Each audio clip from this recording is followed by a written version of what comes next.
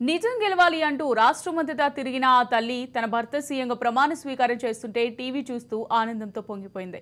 తన గురించి తప్పుగా మాట్లాడి పైశాచిక ఆనందం పొందిన ముష్కరులపై విజయం సాధించిన ఆనందం నారా భువనేశ్వరి కళలో స్పష్టంగా కనిపించింది. మీకోసం, మీ బాగు కోసం నా భర్తను పంపించాను. ఆయన ఎప్పుడైనా మీ గురించి ఆలోచిస్తూ ఉంటారని చెప్పిన భువనేశ్వరి ఈరోజు నిమ్మలంగా, సంతోషంగా కనిపించడం గమనార్హం.